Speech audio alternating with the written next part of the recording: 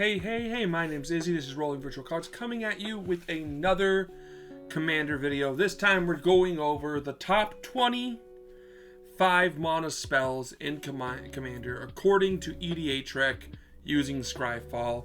Let's hop right into it, no bullcrap here. Living Death is number 20. 3 and 2 black for sorcery. Each player exiles all cards from their graveyard, then sacrifices all creatures they control, then puts all cards they exiled this way onto the battlefield. Okay, simply put here, Living Death is a deck style.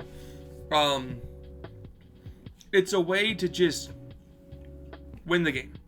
I know I've ran into several people casually who have run Living Death decks as a win con. Self-mill commanders really like this as a win con, as it's a way to just, I mill my deck out, Living Death, swap, I win. Usually when you run decks like this in Commander, you end up with like 20 plus creatures on the field, or 10 plus creatures that are just dangerous, and your opponents have like 1 or 2. Now, that cannot be why this card's 20, okay? You can't just say, well, it's used in any graveyard-based deck, right? I mean, that's true. Self-mill, graveyard-based, discard, or self-discard. Yeah. But along the way, what this also does is just allows you a chance to get back in if you're a creature-based deck. So, any creature-based deck that has black in the Commander should probably run Living Death possibly as just a fourth quarter Hail Mary, right? Just the idea of just like, let's Living Death, get all my creatures back. It's great in ETB creature decks where you just, look, here's like 5 to 10 creatures that will all ETB. And that's going to give me enough advantage to just win. And you guys are going to lose all your creatures, including their tokens, mind you. Tokens just disappear, so this is a board wipe for tokens. Overall, I think it's great. Also, it's just a very iconic card. A lot of people know of it, so it's fun. If you've never built a deck around Living Death, I highly suggest it. It's just kind of like a creature-based mill deck where you do a lot of things with your commander, who happens to be good. One of the newer commanders who can do this is from Duskmoor. I think it's Winter. It's the 3-color Winter. Because they... actually, either Winter works with this. The 2-color Winter is green-black. And that allows you to, like... It mills you whenever it attacks. And then... The 3-color Winter draws you a bunch of cards, so that allows you to just have a bunch of cards in your hand, so you can start discarding your creatures into your graveyard and eventually trigger Living Death for a game winner. So there's a lot of decks that come out like this. If you can fill up your graveyard, your deck probably could run Living Death if it's a creature-based deck. So, I mean, it is 20. So let's get up to number 19. Number 19, Orin Frostfang. I love this guy. 3 and 2 green for a 2/6 Snow Snake.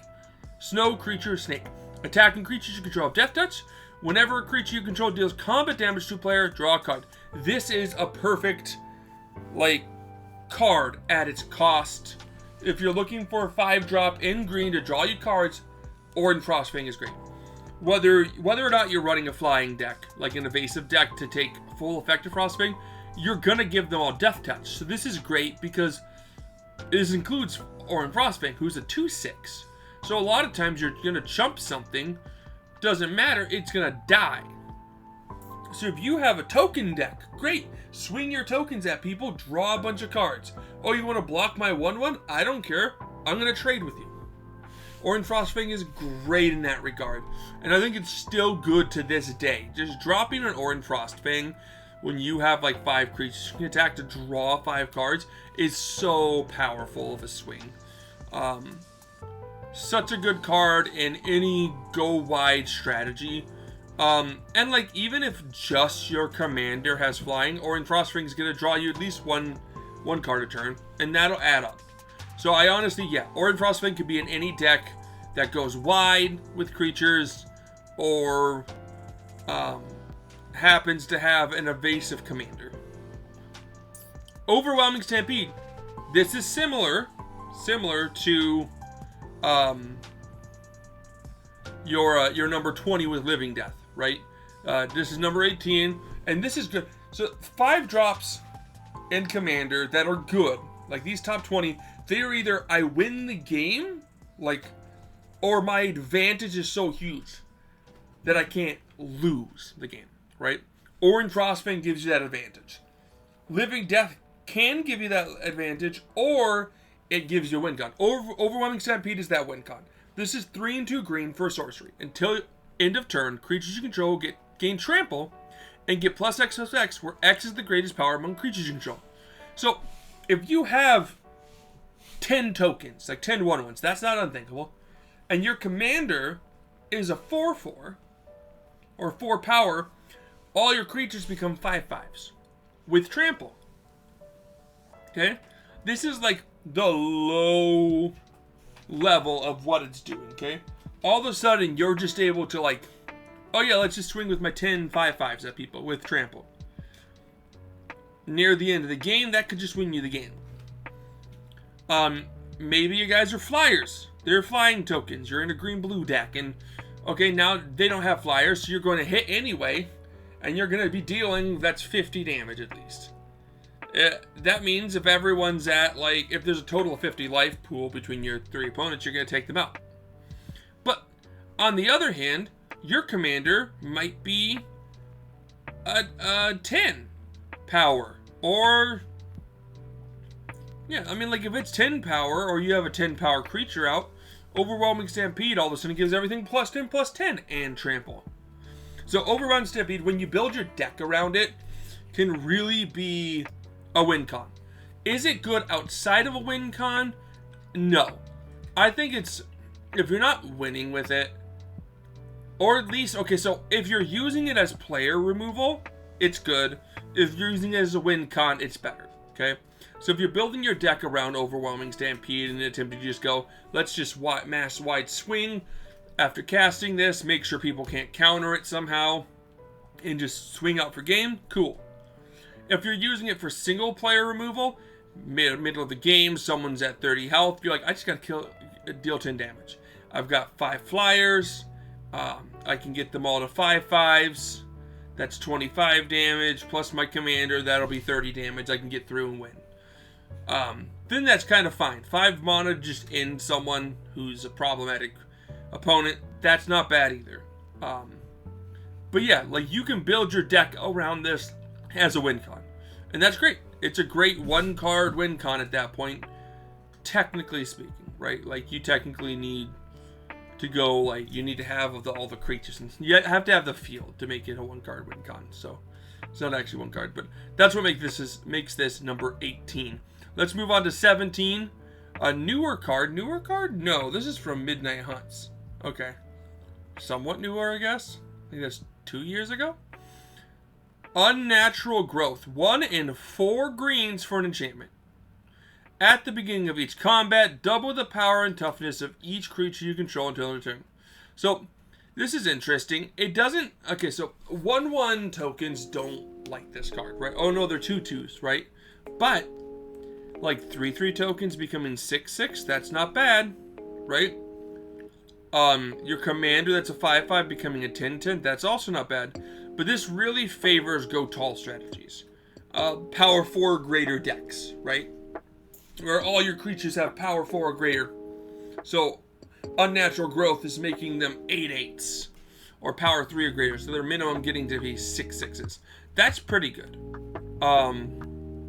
It's a good way to win with a few really big creatures, right? Or equipment decks, right? Where, like, equipment / aura decks, where, like, your commander's like a 10/10, and then you go, oh look, it's a 20/20 now. Or, okay, let's say it's 11/11, it becomes 22/22, and then you just punch someone, and that guy's dead. Unnatural Growth is great at that. You're also noticing there's a lot of green cards so far. There's been 3. And the reason being is that green can get to that 5 mana very easy. So there's a lot of 5 mana green cards. The 4 pips means they probably won't see this outside of like 1 or 2 colored decks. But it is seen. And it's sitting at 17, nice and pretty here. Just doing its job to double everyone's power, and your creature's power and toughness. And that's at the beginning of each combat. So this is also defensive. So that's not bad. Number 16. Classic card here. Mirari's Wake. 3, a green, and a white for an enchantment. Creatures you control get +1/+1. Whenever you tap a land for mana, add 1 mana of any type that land produces. Okay? I've never heard someone go, oh yeah, Mirari's Wake. I use that to give my creatures +1/+1. It's always, oh, Mirari's Wake doubles my lands, and the +1/+1 is kind of nice. It's generically better in go wide strategies because the +1/+1 spreads. So like if you have 20 creatures, that's +20, right? So the +1 isn't to be ignored. It can be useful to help you just get that little inch you need to win. But the double land tap is what's so good for 5 mana. Okay? Okay, like I said, either you're a win con, like unnatural growth is supposed to be a win con. You build a deck around it, get enough creatures out where you think you got like okay, everyone's at like 20 life or less. There's about 60 damage I have to deal. I got 30. Now I've got this unnatural growth. Let's turn that 30 into 60. Mirari's Wake isn't doing that. Mirari's Wake is just a mana advantage, right? Which is great. Having a mana advantage on turn 5 or sooner if you're ramping. Just like, oh yeah, now all my lands tap for double. Mirari's Wake into tapping a land for 2 into like a 2-drop card is pretty cool. Mirari's Wake, when you have like, oh, Mirari's Wake in a Lands Matter deck is even better. And Lands Matter decks are very popular. So if you're running a Lands Matter deck, you're going to see Mirari's Wake all over the place because like, yeah, I've got like 10 lands all of a sudden. Play Mirari's Wake, and now I have these 5 lands are tapping for 10 mana. I can keep going. So there's a lot you can do with Mirari's Wake, and I just think it's a really good advantage engine there to give you that like mana advantage. The +1/+1, like I said, is just kind of generically there. Yeah. So now number 15, we got Psychosis Crawler. 5 generic for a star artifact creature, Phyrexian Horror. Its power and toughness is equal to the number of cards in your hand. Whenever you draw a card, each opponent loses a life. Okay, so why is Psychosis Crawler at 15? Do you actually see it that often? Yes, I think you will. So the thing is, the Psychosis Crawler is generically just an okay way to deal some damage. So in any deck that's like wanting to draw a lot of cards, which is most decks, Psychosis Crawler can be decently big. Usually around, like if you're drawing a lot of cards, it's usually around like a 5/5, okay? On top of that, if you're drawing 2, 3, 4 cards each turn, that's plus your generic one, that's up to like 5 damage to each opponent, each rotation. Okay? Next, this is not just great in decks that want to draw you a lot of cards. This is great in clone decks where you're cloning Psychosis Crawlers so that you get even more damage out on them. And it's great in hug decks. In hug decks, Psychosis Crawler is a win con because you're just like, everyone's winning, everyone's having fun, everyone's drawing like 10 cards a turn.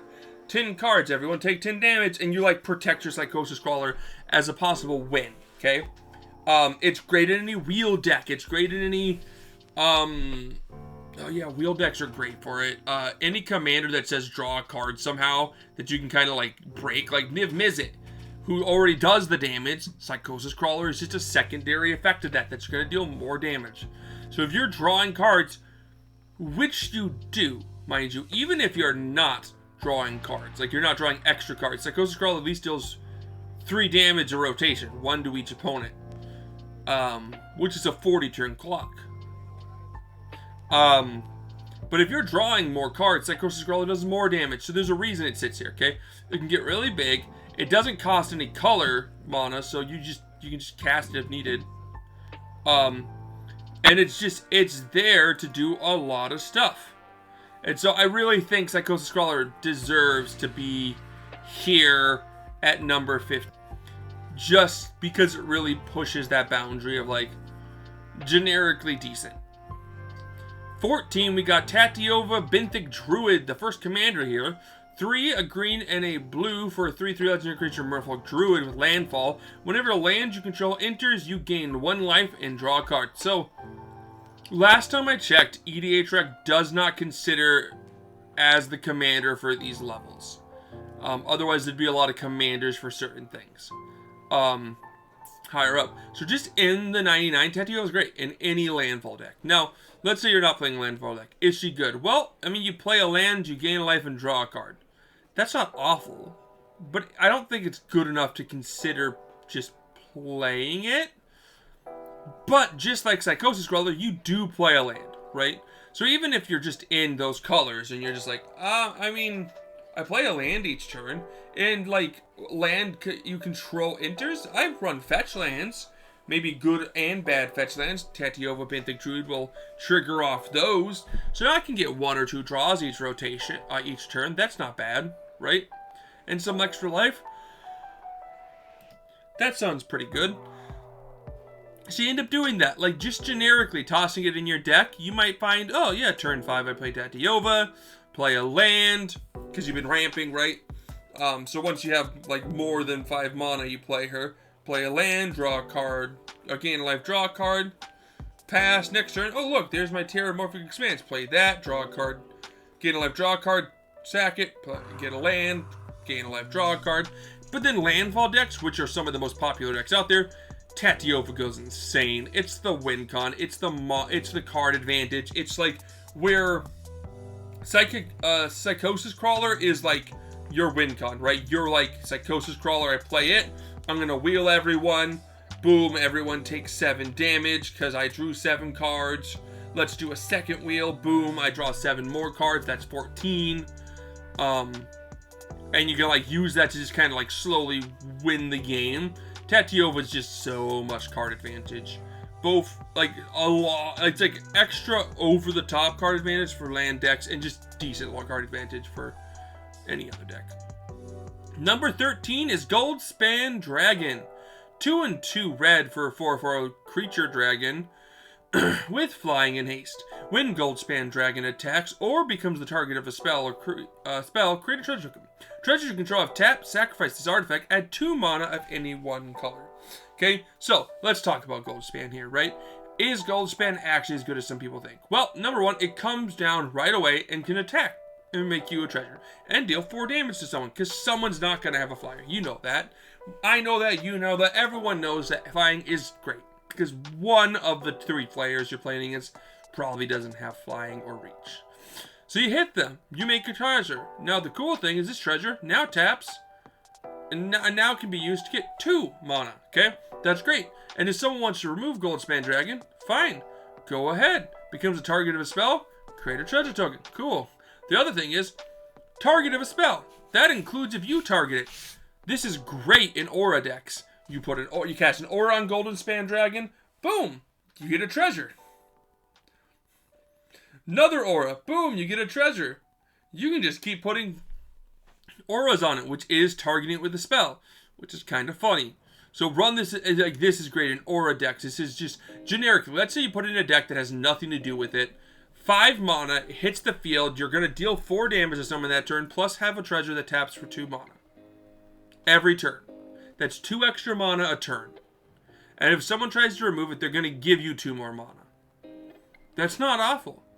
And then you tack on, okay, if you're running auras, that's good. If you're running a pump spell deck, that's good. If you're running a treasure deck, and you're not even worried about it creating a lot of extra treasures, all the treasures your commander is making, now tap for 2 mana. Goldspan Dragon does a lot, and it's great for it, okay? It does so much. It's such a great card in a lot of ways. Don't feel bad about spending 5 mana on Goldspan Dragon, because again, since it attacks right away, either it attacks or you go into combat and someone kills it, right? Removes it. You still targeted it. So either way, it was only 3 mana, technically speaking. So, yeah, it does a lot. Treasures are super popular. So this card is, there's a reason it is at number 13. Number 12 is Sanguine Bond. Okay, this is classic. This is 3 and 2 black for an enchantment. Whenever you gain life, target opponent loses that much life. Okay? This card is simple. It combos with, I think it's Vampiric Blood. The one that says whenever an opponent loses life, you gain life, right? So, yeah, but Sanguine Bond itself is just a win con too, okay? Again, whereas like something like Goldspan and Tatyova are great advantage pieces, Sanguine Bond is a win con, okay? You gain life, target opponent loses that much life. Any life gain deck will do better with Sanguine Bond, because then you don't have to worry about attacking. How do you win? Oh, I'm just going to gain my life and drain you guys. So I gain 20 life, that guy loses 20 life. Oh, look, I gained 5 life, you lose 5 life. Oh, I gained 1 life 10 times, you lose 10 life. If it's a life gain deck, Sanguine Bond is put in there, okay? Now, here's the thing. If you're not gaining life, Sanguine Bond's pointless. So how is it at number 12? Some of these other cards were good otherwise. That's true. But you're underestimating how popular life gain decks are. Sanguine Bond is very popular for that. Along with being a 2-card combo for casual games. Because everyone's like, well, it's 10 mana. That's not too broken. Because that combo, you don't need a life gain deck. You can just punch someone and there you go. So, Sanguine Bond at number 12. Very popular card. Cool secret layer. Number 11. Mana Geyser. Mana Geyser is 3 and 2 red for a sorcery. Add a red for each tapped land your opponents control. Your opponents control. This is great. Why? So what this does is that when your opponents all on their turn tap out most of their lands and it's your turn and you're like, cool. They all have like 5 lands each tapped. Let's play my land, cast this. I have 15 mana. 15 mana, now you can win the game. So, Mana Geyser is not your Goldspan. It's not mana advantage. It's not your Goldspan because it's not somewhat mana advantage. Mana Geyser is like, no, here's 15 mana, win the game. Do something with it. Try to win the game here with 15 mana, okay? I guess you could argue that there's some chance that it's like actually meant to be like, if not like a win con, at least like that 15 mana pushes you, or that whatever how much mana you get pushes you ahead so far. So it could just be like you get so much advantage off it. So in that case, it's kind of like Living End, where it's like, or Living Death, I think that's the one, where it like just gives you so much advantage that people just go, I can't keep up with that. He went from turn 5 to turn 15. So, very good card. Very useful card. I honestly think more people need to run it. Because people are going to, casually people are going to spend their mana. You're not going to see them hold up mana. And if they do, it's like 1 or 2 for maybe a counter spell. So, great card at number 11. But let's get to the top 10. Number 10, Jeweled Lotus. Let's talk about it. 5 generic for an artifact. Tap, add 3 mana of any one color. Again, some people out there, I won't name names. You guys know who you are. People watching, who watch other YouTubers, you know these people. Think Gilded Lotus is bad. Obviously, the community disagrees. Now, why? Why would the community disagree with these people? These people who go, why would I want to spend 5 mana on ramp? I'd rather spend 5 mana on more card advantage. Well, 5 mana on ramp sounds okay. Why? Because this thing taps for 3. So as long as you have a 3 or lower drop, Gilded Lotus is played on turn with your 5 mana, and then you can play anything 3 or less. That's fine. That's good. Okay? If this is later in the game and you play this when you have like 6, 7, 8 mana available, all of a sudden you can do even more because it's going to give you 3 of that mana. This might as well be 2 mana because you replace 5 of it or 3 of it. So overall, I would say Gilded Lotus is a lot better than what other people think because there's a lot of way you can use it. And I think a lot of people use it wrong. You play it and you go, well, what else am I going to do this turn? There's nothing else to do. So if Gilded Lotus, and I've said this in my 4 power rankings, right? If you have nothing else to cast on with your 5 mana, Gilded Lotus is great. Play it.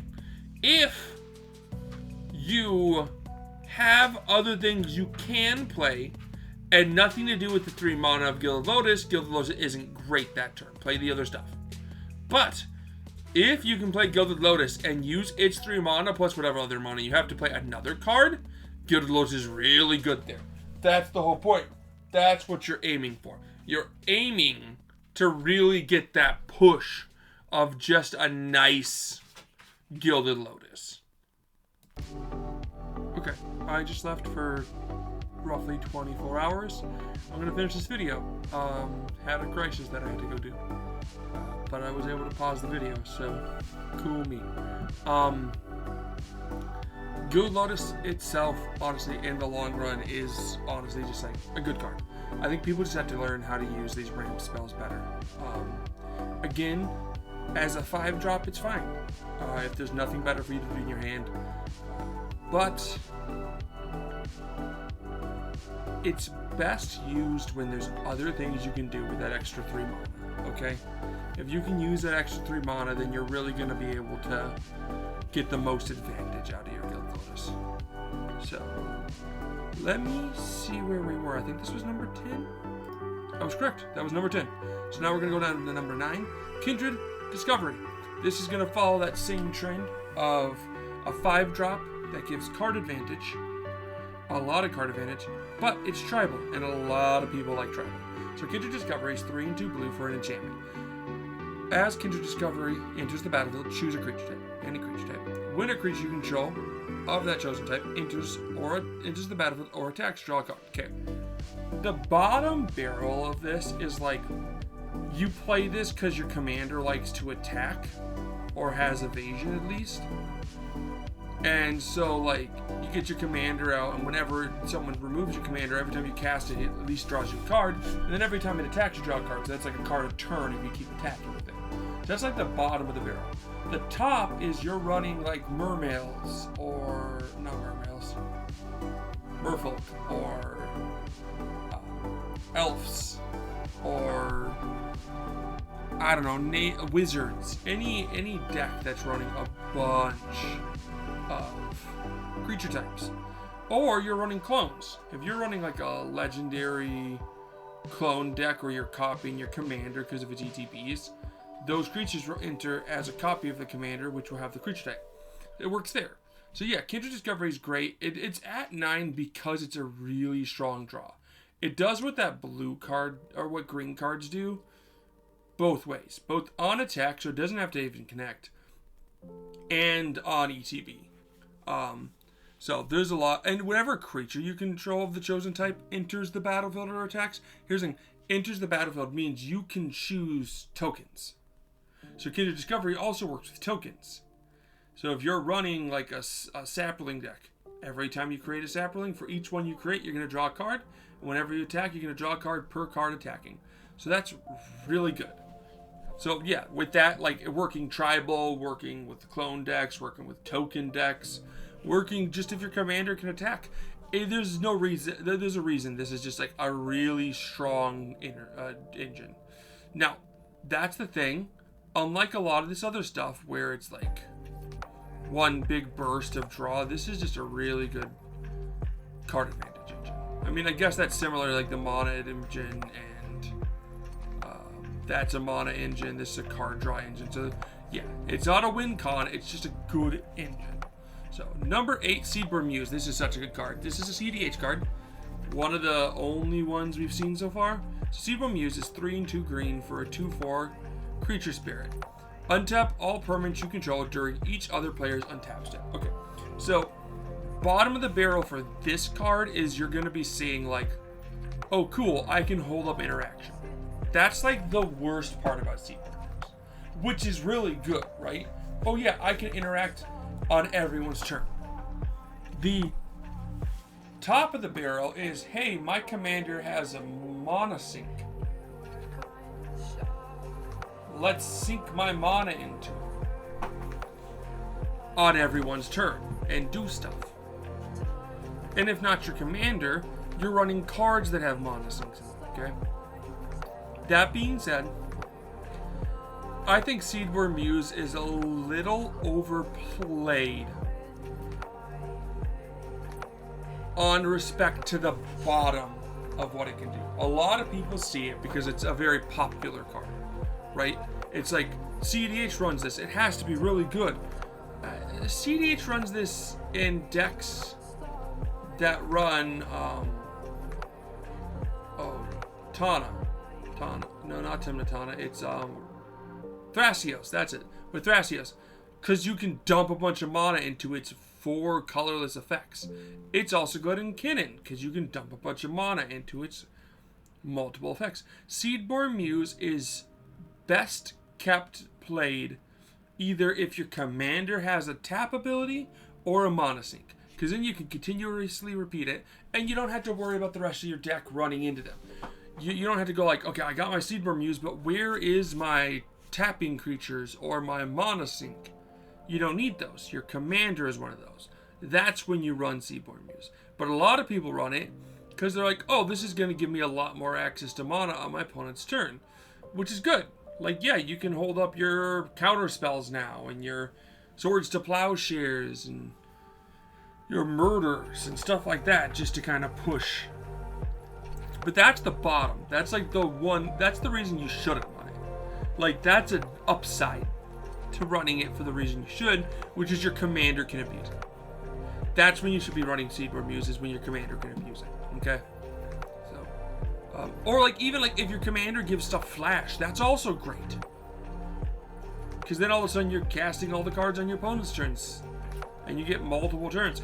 That's when it becomes really good too. So like, yeah, if your commander can abuse the extra mana, that's when you use it. So, that's number 8. Let's go to 7. Shamanic Revelations. Let's talk about card advantage in the form of a win. So 3 and 2 blue, green for sorcery. Draw a card for each creature you control. Ferocious. You gain 4 life for each creature you control with power 4 or greater. Okay, so Ferocious is a cherry on top.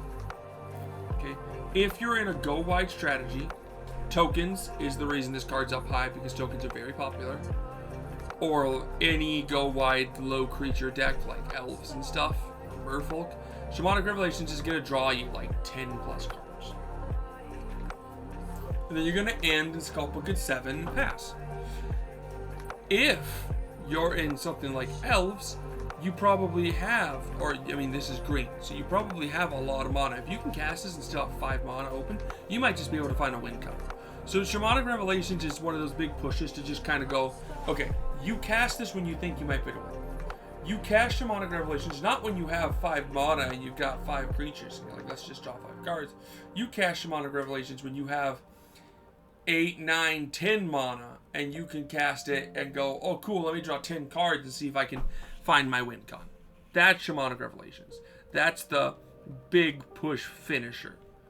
Now, again, that bottom tier, it's like, yeah, okay, turn 5, play Shamanic Revelations, draw draw 5 cards, call it good, maybe gain 4 life. That's fine. Like, if you're at like, maybe you're under 7 cards then, and you're just like, yeah, that was good, that was worth it. But the upside, the big play is like, you go off and you win with it. So, either it's like a small card advantage, not an engine, but just a small boost to card advantage, or it's a win con. Or at least it finds you your win con. Okay, number 6 is Vanquisher's Banner. This is 5 generic for, 5 generic for an artifact. As Vanquisher's Banner is into the battlefield, choose a creature type. Creatures you control of the chosen type get +1/+1. Whenever you cast a creature spell, the chosen type, draw a card. 1 second here. Okay. Had to do something quickly there. Yeah, so Vanquisher's Banner is 5 generic for an artifact. As it enters the battlefield, choose a creature type. Creatures that you control of the chosen type get +1/+1. Whenever you cast a creature spell of the chosen type, draw a card. So Why is this card higher than like Kendrick Discovery, which does more? Because it's generic, okay? It's sitting here at number 6 because it's generic. I think that was 6, right? Yeah, this is 10, 9, 8, 7, 6, yep. So it can be ran in any deck. Any creature deck. You can just run this in there, okay? So whenever you cast that creature spell of the chosen type, you draw a card. Now this doesn't work with tokens, but again, the genericness of it is what pushes it. The +1/+1 is like, okay, if this is a go wide strategy, this is useful, right? If you're running elves or merfolk or zombies, that makes sense. Make your zombies, your 2/2 zombies into 3/3s, right? That's good. If you're running, like, it doesn't really greatly work in a token deck, but if you're running tribal tokens, like you're running tribal and they make tokens of the same tribe, like elves can, the elves tokens that are 1/1s become 2/2s, right? The zombies that are 2/2s become 3/3s. That can become a lot. Like if you got 10 of them, that's 10 extra damage. So it can help push you there, but mainly this is here because it's tribal. And a lot of people like tribal. This just doesn't have the same power as Kindred does, but it sees more play again because of that. Just it can be played in any deck. So, whereas Kindred's like, this can only be played in all the blue decks. This can be played in all the decks. So, still a really good card if you're in tribal. At number 5, get into the top 5 here. Doubling Season. 4 and a green for an enchantment. If an effect would create 1 or more tokens under your control, it creates twice that many of those tokens instead. If an effect would put 1 or more counters on a permanent you control, it puts twice those many counters on that permanent instead. So a lot of times it's, if you would create 1 or more tokens or 1 or more counters, you do an additional 1. You do that many +1, right? So if it goes for, if you're at 1, you go to 2. If you would put 2 counters, you go to 3. 3 counters, you go to 4. But Doubling Season's like, oh, you put 3 counters on it? Actually, let's just make that 6. And Doubling Season's fun because if you have Doubling Season and something that does +1, like, oh, an additional 1, you can go 1 + 1 × 2. So that goes 4. So otherwise, if it was the other way, it'd be times 1 × 2, which is 2 + 1, which is 3. So, yeah, like Doubling Season really just does it. And again, it shows you people love token decks, people love 1/1 counter decks. That's what this is showing you. This being at number 5 in green shows you that people like playing green, and people really like playing tokens and 1/1 counter decks, or just any counter decks. Mind you, this isn't just 1/1 counters, this is any counter. I think a lot of times this is highly just like, a lot of people just read the first part and go, that's what I'm running this for, the double code tokens. But if you're in a 1/1 counter deck, yeah, just proxy it and put it in there. It'll help your deck immensely, okay? Really helps you just win the game. So there's a reason this is number 5. And I also, it's just, Doubling Season's so iconic.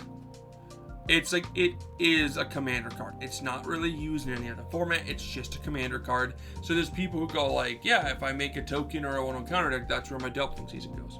And if I own the Doubling Season, I'm just going to proxy it into all those decks. Because it's just a good 5-drop card. Now, it's probably falls into a win con.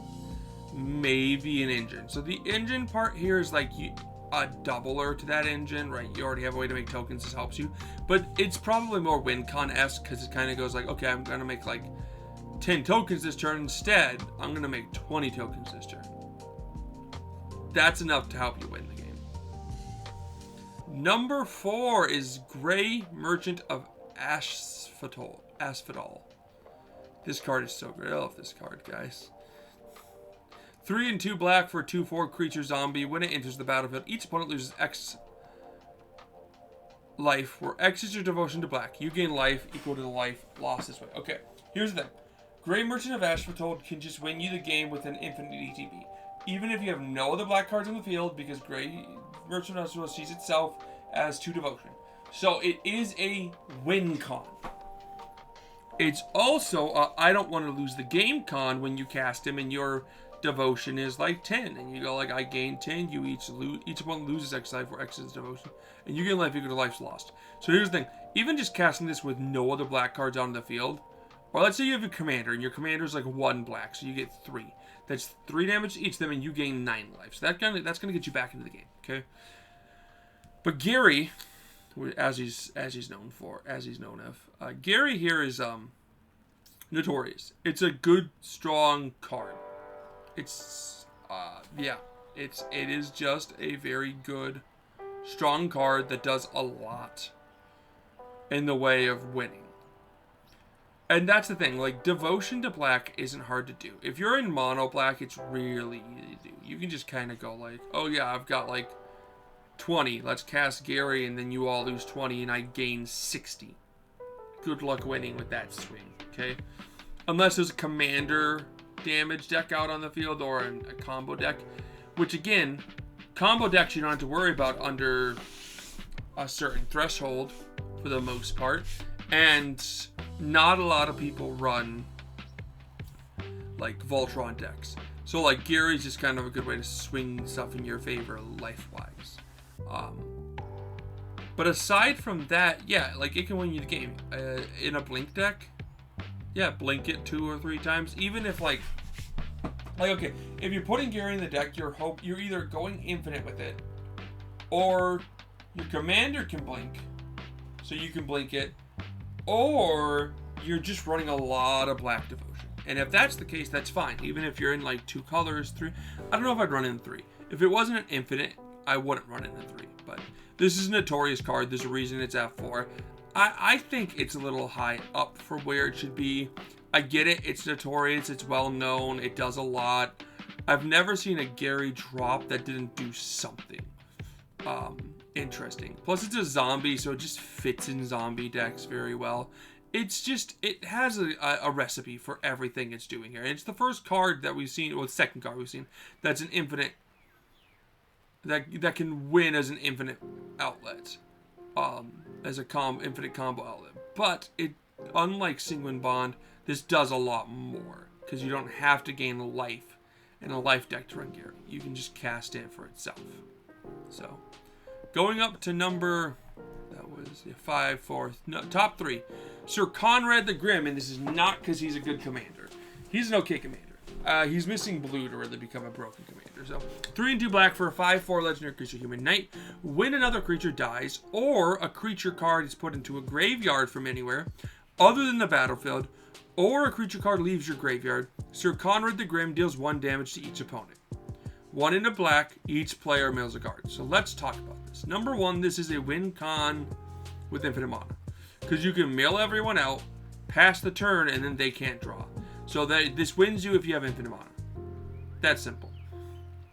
But a lot of times the infinite mill will just kill them before they run out. So when another creature dies, okay, so this is like any creatures removed from the field, token or not, it's gonna deal damage to each opponent. Or if a creature card is put into a graveyard from anywhere other than the battlefield. So this is like, okay, if it dies, battlefield to graveyard, cool. Otherwise, if you force them to discard it, or if it gets milled, or if it's exiled and goes to graveyard, which happens very little, that's gonna deal damage to them. Or if a creature card leaves your graveyard, so leaves your graveyard. So this has to be your graveyard, mind you. So the rest are A, but your graveyard. So this is like if you return a creature from your graveyard to your hand, or if you exile a creature from your graveyard. For like delve, each of those creatures you delve away will deal the damage. Lots of stuff to do there. Or if you're running like a little like ensemble of like all those small little like black creatures that can return and that can move it from the graveyard to the field or cast it or return, and you're sacking them off, this will just keep doing that damage. Great little thing if you want to run him as a commander. He's a fun commander, to be fair. I shouldn't have said he's not good. Maybe he's not great as a commander, but he's a fun commander. He'll deal that damage. And he's a way to trigger that with mill each player. Each player mills a card, which can kind of go off in the form of like, oh, I forget the card. It's whenever an opponent takes damage, they mill a card. If you do that and everyone takes 1, they mill 1, and if someone hits a creature, they all take a damage, and you just keep going and going and going. And they all mill 1 per damage they just took. So, yeah, if like you mill 2 creatures, yeah, there's a lot of fun things you can do, Sir Conrad. I thought about building it because I think it's fun. But outside of that, it's just a really good win con. Playing this and then just like having infinite mana wins, or playing this and just doing like a big mill, or making every like wheel, do a wheel effect after you play Sir Conrad, and everyone's like, okay, discard our hand. How many creatures discarded? Oh, 5? Cool. You all take 5 damage. That's not bad. So it does a lot. I think it's interesting. And being at number 3, I think it just really shows you that, like, this does stuff. It's 5 for a 5/4, which isn't bad. It does stuff, and it has an infinite mana outlet. This card's good with Seaborn Muse because of the each player mills a card. You can keep triggering that. So number 2, Force of Will, of course. So this is the second CDH card we've seen. Force of Will is 3 and 2 blue for an instant. If you may pay 1 life and exile a blue card from your hand rather than pay the spell's mana cost. Counter target spell. This is a game changer. It's technically a free counter. Is it actually a free counter? I mean, you have to have another blue spell in your hand. The 1 life means something in Commander. But having to have another blue spell makes Force of Will much harder to use. But it does counter anything, and I just don't like it casually. I think it's great in CDH, maybe even in high power. But I don't touch it casually. I think it gets boring. Having these like, oh look, I answered you. I don't really want to do that. Like, okay, cool. You answered me. Like, but yes, Force of Will is a great card. If you're playing high power or CDH and you're in blue, put the card in your deck. You won't regret it. It's a great way to just stop your opponents from winning, even if you have no mana. So this allows you to use your mana efficiently. So let's get to number 1, which is a very unique number 1. Return of the Wild Speaker. 4 and a green for an instant. So this does 2 things, and I think that's why it's up here. Choose 1. Draw cards equal to the greatest power among non-human creatures you control. 2, or non-human creatures you control get +3/+3 until end of turn. So why is this good? Green can play really big creatures, but you're not playing this if your deck's running a big creatures. You're playing this if your commander's a big creature. Think, the 18 one. I forget its name. It's the Frog Spirit, Yargmoth, and Multani. That's what it is. It's like an 18/5 or 2 or something like that. And you play this, and it's not a human, it's an elemental spirit, and you draw 18 cards. Or you're playing a Galta deck. Let's draw 12 cards. This just draws you enough cards that, again, either you pay 5, you draw like 10 plus cards, and you're like, yep, there we go. Here's my massive amount of cards. Let's discard down to 7 and just win next turn because I'm sculpting my hand. Or you have so much mana because, like, you tapped a creature to give you 10 mana equal to the greatest power, so it's 10, and then you pass this for 5, and you have like a lot more mana left to just win off that stuff. That's great. On the other hand, non-human creatures you control get +3/+3 until end of turn. Now this doesn't give trample, but if you're like playing a token deck, that's great. Oh look, all your 1/1 flying Thopters, well they're now 4/4s. All your 2/2 zombies, well they're now all 5/5s. It does a lot. That does a lot for you. All your elves that are 1/1s, oh, they're 4/4s now. That +3/+3 is great. But if you don't want to use that, then use this. And yes, you don't run this if your commander's human, normally, okay? But if your commander's not human and it's big, Return of the Wild Speaker is a fantastic way to draw cards. Honestly, if it's power 4 or greater, I'd probably put this card in the deck. Power 4 or greater and not human, then you can just draw 4 for 5, and that's worth it. On the off chance that you might just use this instead. So with the multiple choices that you have here, both being possible, like push for wins, I can see why Return of the Wild Speaker would be number 1. So, yeah. Hope you all enjoyed it. I certainly did. And I think this is a really fun CMC level. So, sorry for the bit of a longer video today. Hope you enjoy it, though. Don't forget to like and subscribe, and let me know what your favorite 5 mana card in Commander is. Peace.